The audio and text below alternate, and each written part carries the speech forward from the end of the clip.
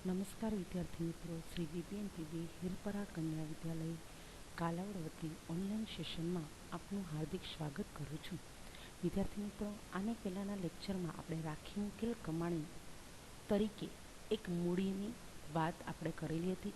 એ જ રીતે આજે ધંધામાં જો મૂડીની જરૂર હોય તો એક ડિબેન્ચર સ્વરૂપે એટલે કે ઉછીના ભંડોળ સ્વરૂપે પણ મૂડી મેળવી શકાય છે.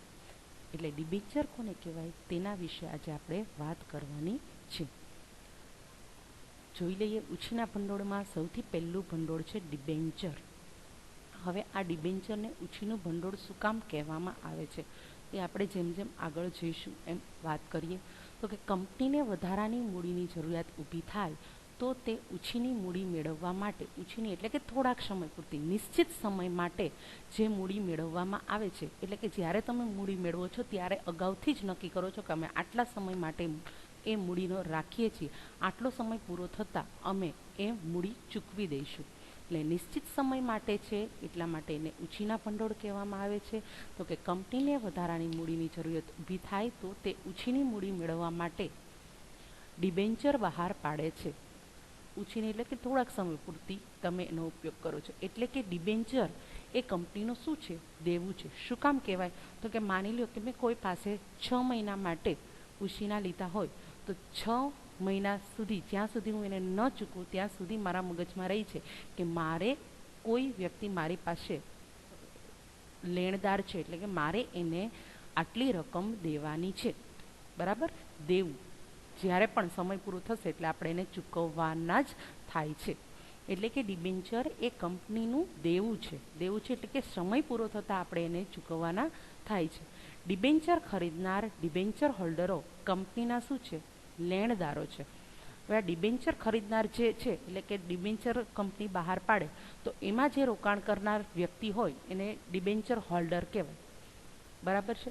માની લો કે તમે 100નો એક એવા 500 ડિબેન્ચર બહાર પાડ્યા તો એક 100 રૂપિયા તરીકે જે રોકાણ કરનાર વ્યક્તિ છે એને ડિબેન્ચર હોલ્ડર કહેવાય છે. તો આ ડિબેન્ચર ખરીદનાર, ડિબેન્ચર હોલ્ડરો કંપનીના લેણદારો છે. એટલે કે જ્યારે પણ કંપનીનું વિસર્જન થશે અથવા નિશ્ચિત સમય પૂરો થશે ત્યારે એ ડિબેન્ચર હોલ્ડરો કહેશે કે અમને અમારા રૂપિયા લાવો. એટલા માટે લેણદારો છે. ડિબેન્ચર હોલ્ડરોને અગાઉથી નક્કી કરેલ દરે અને નિશ્ચિત સમયે વ્યાજ ચૂકવવામાં આવે છે. તો કે ડિબેન્ચર હોલ્ડરને શું કરવામાં આવે છે? તો કે જ્યારે એ લોકોએ એટલે કે કંપનીએ ડિબેન્ચર બહાર પાડેલા હશે ત્યારે જ એક વ્યાજનો દર નક્કી કરેલો હોય છે અને કેટલા સમયમાં એને એ વ્યાજ સહિત મૂળ રકમ પરત કરવામાં આવશે એ પણ અગાઉથી નક્કી થયેલી હોય છે. તો ડિબેન્ચર હોલ્ડરોને અગાઉથી નક્કી કરેલ દરે અને નિશ્ચિત સમયે વ્યાજ ચૂકવવામાં આવે છે અને નક્કી કરેલ મુદતના અંતે આ બધા જ નાણાં શું કરવામાં આવે છે? પરત કરવામાં આવે છે. વ્યાજ સહિત પરત કરવામાં આવે છે. એટલે કે ડિબેન્ચર ઉપર જે રકમ વધારાની ચૂકવવામાં આવે છે એને આપણે વ્યાજ તરીકે ઓળખીએ છીએ. અથવા શરતો અનુસાર શેરમાં રૂપાંતર થાય છે. અથવા કંપનીના નિયમનપત્રમાં અગાઉથી જો જોગવાઈ કરેલી હોય કે આ ડિબેન્ચર છે અમુક સમય બાદ રૂપાંતર થઈ શકે તેમ છે, એટલે કે અમુક સમય સુધી એ ડિબેન્ચર ચાલે તો ત્યાર પછી એનું તમે શેરમાં પણ જો કંપની ઈચ્છે તો રૂપાંતર કરી શકે છે. કંપનીની લાંબા ગાળાની અને મધ્યમ ગાળાની નાણાંની જરૂરિયાત સંતોષવા માટે આ મહત્વનું પ્રાપ્તિસ્થાન છે. એટલે કે કંપનીને લાંબા ગાળાની અને મધ્યમ ગાળાની જ્યારે જરૂરિયાત હોય, મધ્યમ ગાળાની એટલે કે થોડાક સમય માટે, એકાદ વર્ષ માટે અથવા 2-4 વર્ષ માટે લાંબા ગાળાની, તો એ ડિબેન્ચર દ્વારા મૂડી મેળવી શકે છે. ડિબેન્ચર જ્યારે બહાર પાડવામાં આવે છે ત્યારે ડિબેન્ચર હોલ્ડરોના હિતોનું રક્ષણ કરવા માટે ટ્રસ્ટીઓની નિમણૂક કરવામાં આવે છે. એટલે કે જ્યારે ડિબેન્ચર બહાર પાડવામાં આવે છે ત્યારે ડિબેન્ચર હોલ્ડરના હિતનું રક્ષણ કરવા માટે અમુક ટ્રસ્ટીઓની નિમણૂક કરવામાં આવે છે. અને આ ટ્રસ્ટીઓ કઈ રીતે કાર્ય કરશે? તો કે જે કંપનીનું ટ્રસ્ટ ડીડ છે, જે ટ્રસ્ટ ડીડ એટલે કે ટ્રસ્ટ ડીડ કોને કહેવાય? તો કે ડિબેન્ચર અંગેના, ડિબેન્ચર હોલ્ડર અંગેના જે ધારાધોરણો છે, નીતિ નિયમો છે એ અનુસાર એનું પાલન થાય છે કે નહીં, કંપની દ્વારા પાલન કરવામાં આવે છે કે નહીં, એ જોવાનું કાર્ય છે એ આ ટ્રસ્ટીઓ કરે છે. જે ડિબેન્ચર હોલ્ડરોના હિતનું રક્ષણ શેના અનુસાર કરશે? ટ્રસ્ટ ડીડ અનુસાર કરે છે. અને આ ટ્રસ્ટ ડીડ શું છે? તો કે ડિબેન્ચર હોલ્ડર માટેના જે ધારાધોરણો નીતિ નિયમો છે એ એમાં દર્શાવેલા હોય છે. બરાબર છે. તો ડિબેન્ચર એટલે શું? તો કે કંપનીને ઉછીની મેળવવી હોય તો ડિબેન્ચર બહાર પાડીને પણ મેળવી શકે છે. પણ ડિબેન્ચર છે એ નિશ્ચિત સમય માટેના હોય છે, નિશ્ચિત દરના હોય છે. એટલે કે એ અગાઉથી જ નક્કી હોય છે કે તમે માની લો કે 5 વર્ષ પછી એને પરત કરશો તો 5 વર્ષ માટેના તમે 8% ડિબેન્ચર બહાર પાડેલા હોય તો 5 વર્ષ પછી તમારે 8% એ રકમ ઉપર વ્યાજ ચૂકવવું પડે છે. એટલે કે 8% દરે 5 વર્ષ પછી વ્યાજ સહિત રકમ તમારે ચૂકવવાની થાય છે. હવે જોઈ લઈએ લાક્ષણિકતાઓ. સૌથી પહેલું છે કંપનીના લેણદારો. તો કે જે ડિબેન્ચર હોલ્ડરો છે કે જે કંપનીમાં ડિબેન્ચરના સ્વરૂપમાં મૂડીનું રોકાણ કરે છે એ કંપનીનું દેવું હોવાથી ડિબેન્ચર હોલ્ડરો કંપનીના શું કહેવાય? લેણદાર કહેવાય. જેમ કે આપણે અગાઉ ઉદાહરણ લીધું કે 8%ના ડિબેન્ચર છે એ આપણે 5 વર્ષ માટે, તો 5 વર્ષ સુધી એ આપણા લેણદાર કહેવાય છે. બરાબર છે. એ ગમે ત્યારે પોતાના છે રકમ માગી શકે છે.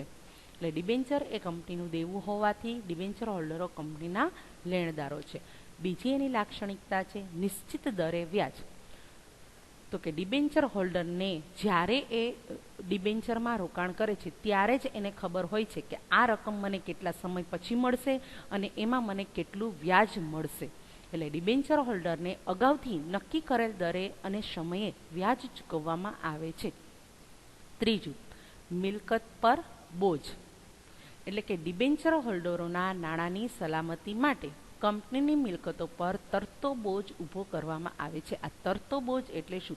તો કે ડિબેન્ચર હોલ્ડર છે એ ઉછીનું દેવું છે, એટલા માટે જ્યારે રોકાણકારો ડિબેન્ચરમાં રોકાણ કરે છે સામે એ કંપની પાસેથી સલામતી તરીકે અમુક મિલકત ગીરો રાખે છે. એટલે કે જો કંપની એ ડિબેન્ચરના નાણાં નહીં ચૂકવે તો ડિબેન્ચર હોલ્ડરો એ જે મિલકત છે એ વેચી અને એમાંથી પોતાના નાણાં વસૂલ કરશે. એટલે આને કહેવાય, એટલે કે કંપની છે એ મિલકતો સાવ એની પાસે મૂકી આવતી નથી. એ મિલકત છે એનો હક ડિબેન્ચર હોલ્ડરનો રહેશે. એ મિલકતનો ઉપયોગ છે, વપરાશ છે એ કંપની કરી શકે છે, પણ મિલકતનું વેચાણ કરી શકતી નથી. એટલે ડિબેન્ચર હોલ્ડરોના નાણાંની સલામતી માટે કંપનીની મિલકતો પર તરતો બોજ ઊભો કરવામાં આવે છે. એટલે કે કંપની આ મિલકતોનો માત્ર ઉપયોગ કરી શકે છે, એમાંથી મૂડી મેળવી શકતી નથી. એટલે ડિબેન્ચર હોલ્ડરો છે એ મિલકત પર બોજ ઊભો કરે છે. ચોથું છે જરૂરિયાત. તો કે લાંબા ગાળાની તેમજ મધ્યમ ગાળાની નાણાંની જરૂરિયાત હોય તો એ સંતોષવા માટે ડિબેન્ચર છે એ ઉપયોગી થઈ શકે છે. પાંચમું છે શેર બજારમાં નોંધણી. તો કે જે ડિબેન્ચરની શેર બજારમાં નોંધણી કરેલી હોય તેનું જ ખરીદ વેચાણ નિયમ અનુસાર કરી શકાય છે. જો નોંધણી થયેલી ન હોય તો ખરીદ વેચાણ થઈ શકતું નથી. એટલે કે જેમ તમે શેરનું ખરીદ વેચાણ કરો છો એમ ડિબેન્ચરનું તમે ખરીદ વેચાણ કરી શકો છો. છઠ્ઠું છે નાણાં પરત. તો કે ડિબેન્ચરના નાણાં તમને ક્યારે મળે છે? જેમ તમે જોયું હતું, શેરના નાણાં ક્યારે મળશે? તો કે ઇક્વિટી શેર હશે તો જ્યારે કંપનીનું વિસર્જન થાય તમામે તમામ આ બધા પ્રકારના દેવા ચૂકવાઈ જાય પછી પહેલાં પ્રેફરન્સ શેર હોલ્ડરને ચૂકવવામાં આવશે અને જો રકમ વધશે તો ઇક્વિટી શેર હોલ્ડરને ચૂકવવામાં આવશે.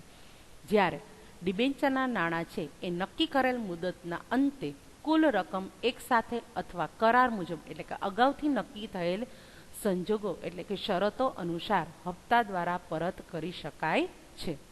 અને સાતમું, ચૂકવણીમાં પ્રથમ પસંદગી. મેં તમને જેમ હમણાં કીધું એમ કે જ્યારે કંપનીનું વિસર્જન થાય તો ત્રાહિત દેવાની સાથે એટલે કે બીજા કોઈ કંપની અને રોકાણકારો લેણદારો સિવાય જે બીજા કોઈ પણ દેવા હશે એ દેવાની સાથે જ ડિબેન્ચરની પણ ચૂકવણી કરવામાં આવે છે. એટલે ડિબેન્ચર છે એક પ્રકારનું સલામત રોકાણ કહેવાય છે.